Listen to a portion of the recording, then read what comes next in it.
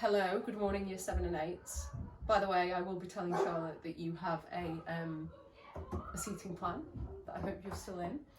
Right, hopefully Kate's given you a piece of paper, printed you off a piece of paper that looks like the shark attack one, but this one's called Burning Candles. So you're familiar with it, you know what sort of things need to go in each section, okay? I'm going to try and go through this video quickly. The reason being is because I forgot to tell you you needed headphones, so I don't want you all to have to listen to my voice 20 times. Okay, now, also next week, please bring headphones. So what are you going to do? Before you do anything, before you do any experiment today, which you might not even get round to, you need to do the planning section of the Burning Candles sheet, okay? So it says section 1, planning. The question is, how will changing the size of a beaker affect the time it takes for a candle to go out? Just checking I'm still filming here. Yes. So what you're going to do is you're going to get a candle and then you're going to put it underneath a beaker. And you're going to time how long it takes for that candle to go out, because that candle will go out, okay? I have a candle here, I have a jar, not a beaker, I'm going to put it on there. If I started a timer now, which is what you would do, I would keep an eye on that candle and then stop the stopwatch when the candle goes out, okay? Now you're going to do that for a big beaker, a medium beaker, and a smaller beaker. And for each one, you're going to time how long it takes the candle to go out. But for each time, you'll use the same candle, okay? You'll do each one 3 times. So you'll do that big 3 times, medium 3 times, that 3 times. But you're not going to do anything until you've done your planning section, okay? So with your planning section, you need to, first of all, write your prediction. So it says underneath the question at the top, it says your prediction. So your prediction, another word for your prediction is your hypothesis, okay? It's quite a big word. It's just another word for a prediction, but we want to start using it because it's more scientific. Your prediction is going to be what you think will happen. So you could say, there you go, the candle's gone out. You could say the bigger the beaker, the quicker the candle will go out. Or you could say the bigger the beaker, the slower the candle will take to go out. Or you could say the beaker will have no effect on the time it takes the candle to go out. Whatever you think, it's fine if it's not correct. Then you're going to establish 3 things, okay? I'm going to rub this out. You're going to establish your independent variable. I'm just going to write IV, but the word is in under the section planning. It says what will be your independent variable. You're going to say what's that going to be, what's going to be your dependent variable, and what are going to be your control variables. Okay? The independent variable, it says in brackets, is what you will change. Well, we're going to change, we just said, different sizes of beakers. Okay, so that's what you would put in there. The dependent variable thing is the thing that we're going to measure.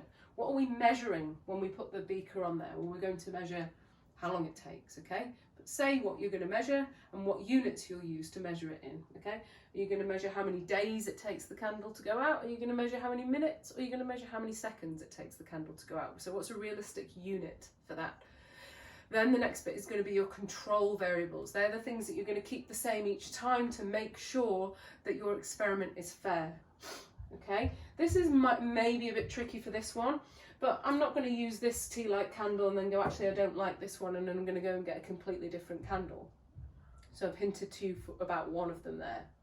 Sometimes when you light a candle and the wick is too long, it flickers way too much and it burns too quickly. So that's if the wick's too long, or maybe if the wick's too short, it doesn't work well enough. So what could we control something there in terms of the wick on our candle, the wick being the string waxy bit that sticks up, okay? You could maybe think of 3 things there to keep the same. The next thing that you're going to do after that is write a method, okay? On your planning sheet, it is number 2, it says describe how you will carry out the experiment. Name the key equipment you will use and talk about how you will measure your results. I'm going to include, after this video, a video of how to write a good method. It's like a recipe, following a recipe to make something in the kitchen. It's a step-by-step way of how to do the experiment you're going to do. Once you've done that, you're going to do identify your hazards. So obviously we're working with fire, okay? So what could our hazard be? Well, we have a naked flame.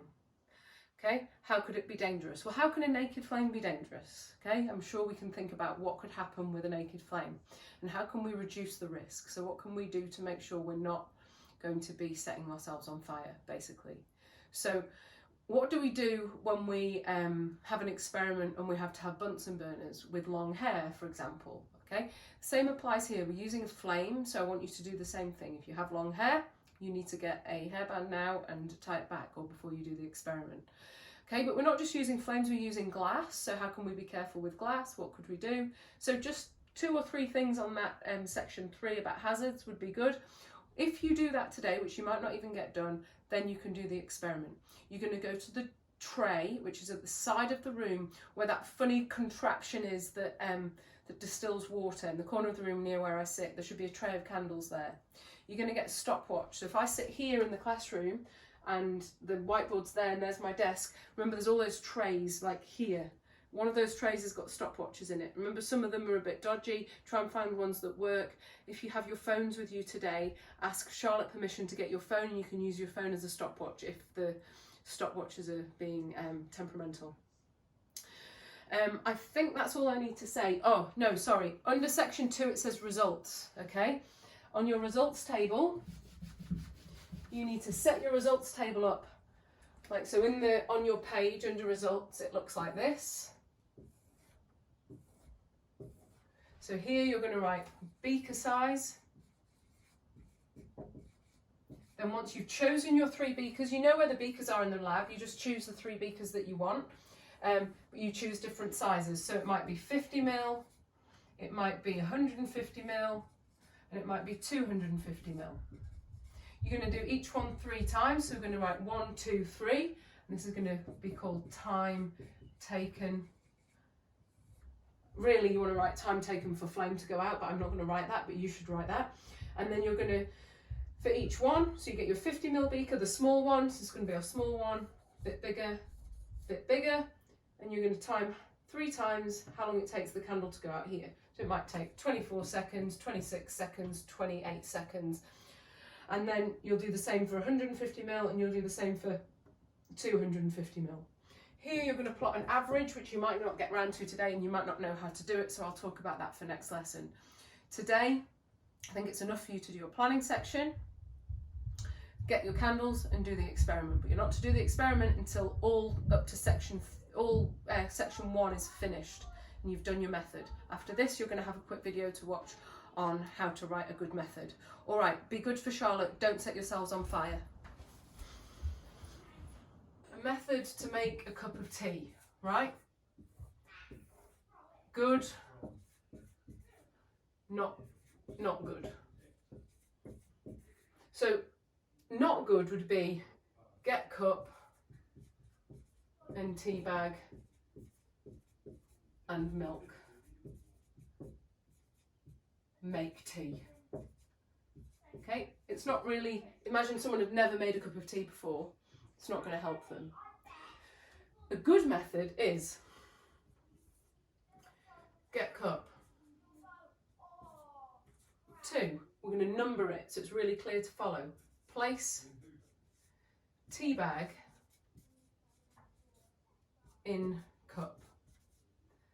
3, boil kettle. 4, when boiled, add to cup, leaving space for milk if desired. Okay, do you get the idea? It's different, okay? Then I'd go number 4. Leave to brew for 1 to 3 minutes, depending on your preference. Then you'd go add milk once tea bag is removed and disposed of, add milk to your liking. All right, that's a good method. That's not a good method. The reason that's not good is it's not giving us clear enough instructions about what we need to do. You need to do your method now for the candle thing, okay? But do you know what? I think you should do it on a Google